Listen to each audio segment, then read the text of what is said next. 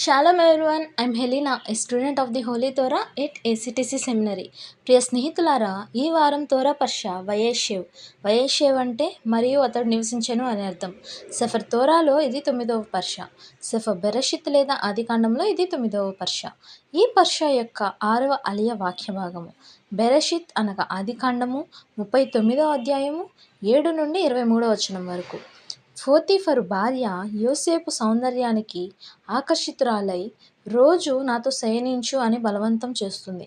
యోసేపు నా యజమాని నాకు అంత అప్పగించాడు, నీతో పాపం చేస్తే ఎలోహింకు వ్యతిరేకంగా మహాపాపం అవుతుంది అని తిరస్కరిస్తాడు.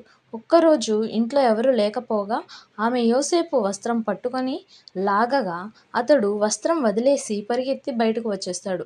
ఆమె కోపంతో ఆ వస్త్రాన్ని ఆధారంగా చేసుకొని, ఈ హెబ్రీ బానిస నన్ను అపవిత్రుడని చేయడానికి వచ్చాడు అని అరుస్తూ భర్తకు ఫిర్యాదు చేస్తుంది. పోతీఫరు కోపంతో యోసేపును రాజ ఖైదీలు ఉండే జైలులో వేయిస్తాడు. అక్కడ కూడా ఎలోహిం యోసేపుతో ఉండి జైలు అధిపతి దయ పొందించి ఖైదీలందరినీ అతని చేతిలో అప్పగిస్తాడు. ఈ అలియా నీతి, పవిత్రత కోసం యోసేపు చేసిన పోరాటం, అబద్ధ ఆరోపణ వల్ల జైలు శిక్ష అయినా ఎలోహిం ఎడతెగని సన్నిధి మరియు ఆశీర్వాదాన్ని చూపిస్తుంది. ప్రియమైన స్నేహితులారా, తోరా యొక్క మరిన్ని లోతైన ఆధ్యాత్మిక బోధనలను తెలుసుకొనుట కొరకు మా యొక్క యూట్యూబ్ ఛానల్ను సబ్స్క్రైబ్ చేయండి. షాలోమ్ లెహిత్రోవత్.